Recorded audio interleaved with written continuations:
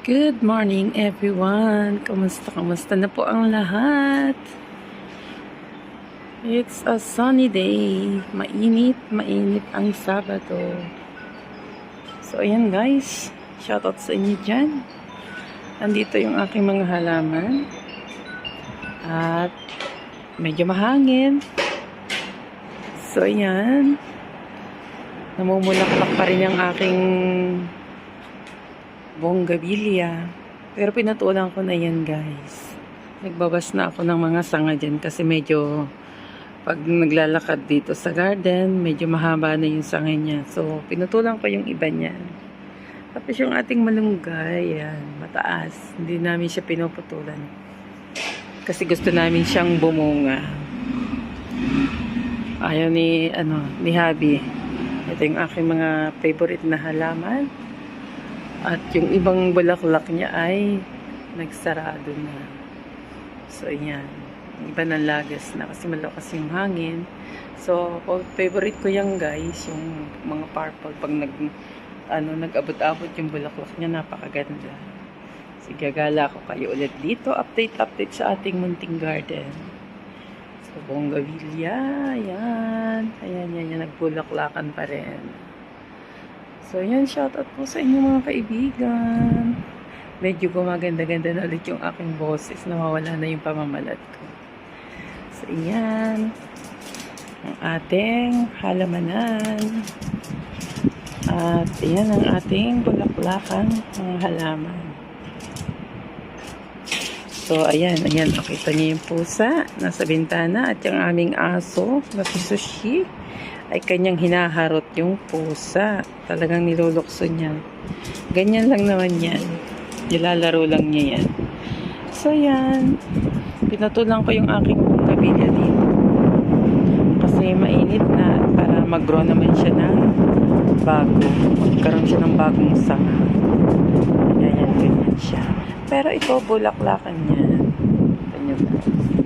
Maraming bulaklak niya. Nakakatuwa siya. Bulaklakan. At mahangin talaga ngayong araw. So, ayan ang ating mga kamote na tinanim. Malalago na ulit. Mga bagong tanim yan. So, ayan. Yung aking makulit. Ito yung aming alaga. Dito. Laki-laki na niya.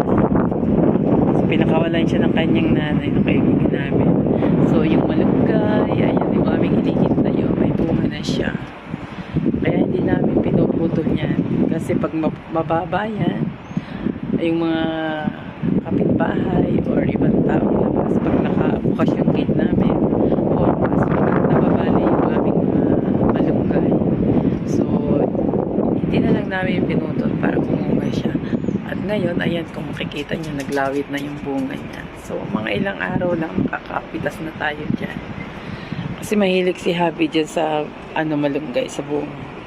So, ayan. Nagwalis na rin ako kanina at nagtubig na rin ako. So, hinintay ko lang kanina na umalis si Habi. Andiyan pa yung aking walis. So, nagwalis-walis na ako dyan. Nagtanggal na ako ng mga tawag dito, yung mga dry leaves. Nagtanggal na ako dyan. Tapos, nakasarado na rin to. So, sisilip ko sa inyo yun. Kasi yung aking kamates, may pa siya, may bunga pa naman. Tsaka yung aking sitaw, yung aking okra, nag-harvest ako kanina, nakakuha ako ng 3 piraso, pero meron pa akong makukuha dyan. So yan pa. Tapos may mga balaklak pa yan. Pero yung aking sili, alam nyo ba guys, akala ko na hindi na siya bubunga kasi tapos na yung winter. At pinutol ko na yan. At tapos na kasi siya, wala ng dahon. Tapos nagsuloy siya ng dahon. At blessing po, pag suloy niya, yan, may nagbulaklak at yan, bumunga na siya, malalaki na. So kapag malalaki na yan at magugulay tayo or for salad, meron tayong makukuha. At update ko rin kayo dito sa aking sayote at long beans, yung sitaw, awa ng Diyos, buhay pa. Pero itong ating tawag dito, sayote, 50-50 pa yan kung mabubuhay kasi natutuyo yung dahon niya. At summer na kasi, kaya hindi na natin sigurado kung tutuloy pa yan. Pero tuloy-tuloy pa rin naman yung aking pagdidilig dyan. Kasi yung ating sitaw hanggang ngayon ay bumubunga pa rin. Kung makikita nyo, ayan may bulaklak at may bunga pa rin. So, nanguha na pala ako kanina ng sitaw.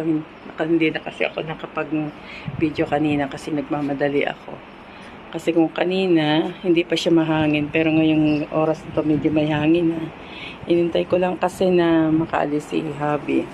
At ito yung ating talong. Awa ng Diyos, hanggang ngayon naman ay may bulaklak pa rin. At pagpapala rin ay kung tutuloy, makakapitas ulit tayo dyan. So, meron tayong punla dyan na nanilaw na siya. Hindi namin siya kinuha.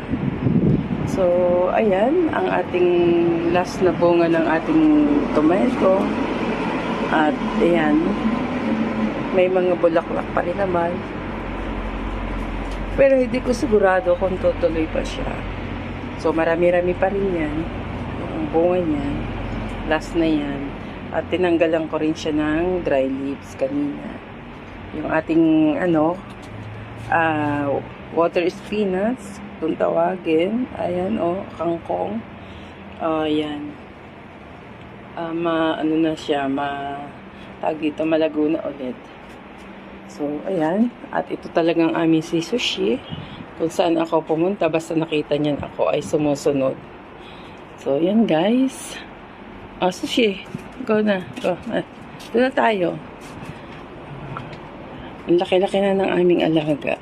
Kasi dati binigay niya sa akin regalo. Kaso ayoko. Kasi yung balahibo niya naglalagas guys. Kaya ayoko sa kanya. So, sasaraduhan ulit natin to. Yung aking tinanim na sweet potato, ayan, malago na rin. Kaso mo yung dahon niya, may naninira. Nakalimutan ko siyang putulan kanina ng dahon. Pero okay lang naman. So, lagyan ulit natin siya ng harang para hindi pinupuntahan. Yung ating lemon grass, ayan. Tsaka yung ating tawag dito, kangkong. Ito yung ating pang-garden, pang-spray. So, nakalimutan ko siyang ilagay dito sa aking lagayan.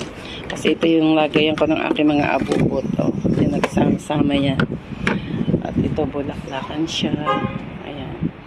Tapos yung aming, malunggay na nandito sa pot, na tuluyang mamatay na. Tapos yung aming kangkong,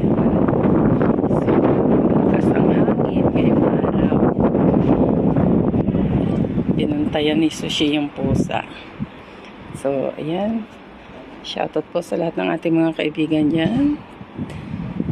Sa Team United OFW Charity Group. Ayan. Shoutout po sa inyong lahat. Sana tuloy-tuloy na yung pagaling ng boses ko.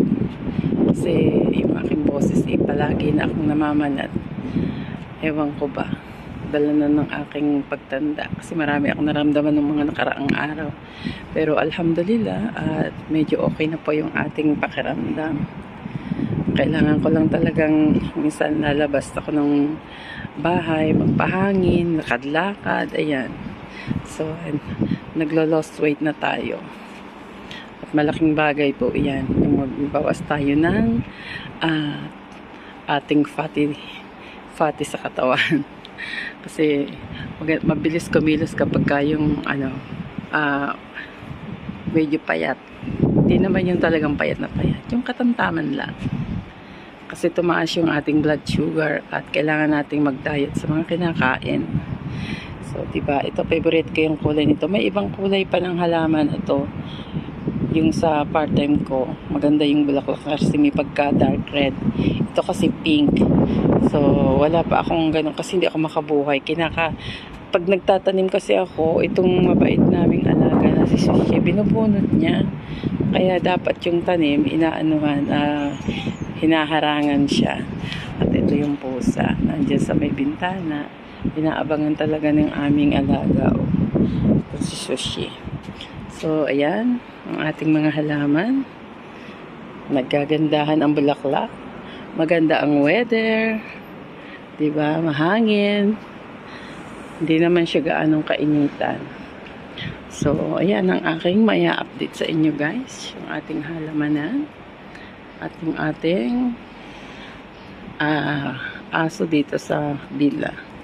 Sa kapitbahay ko yan. Sa aking kaibigan. Na inayawan kong regalo niya. Inali ko sa kanya. So, ayan o. Ang ating malunggay. Marami na siyang bunga sa taas. Sa kabilang side. Itong isa, hindi ko pa nakikitaan ng bunga. Ito palang isang to. Nung last year yan, ang daming bunga niya.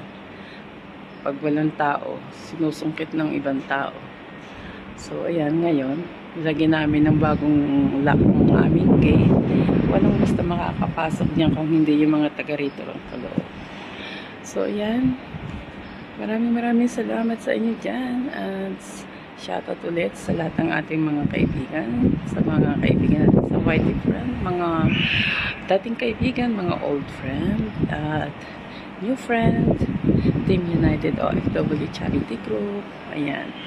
Maraming salamat po sa support ng bawat isa na may pagpalain po tayo ng Allah subhanahu wa ta'ala at tayo ay gabayan sa pang-araw-araw natin pangangailangan at marami pa tayong matulungan yung buong team natin. Sana magkaisa po tayong lahat at huwag mag-iwanan.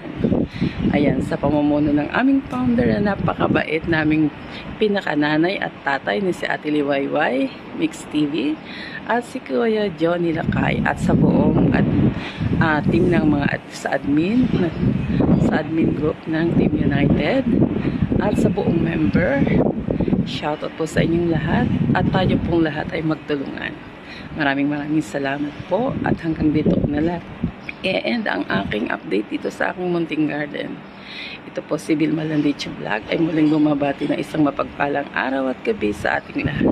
Bye everyone and thank you so much for watching. Bye-bye and see you in my next vlog. Bye everyone. God bless us all.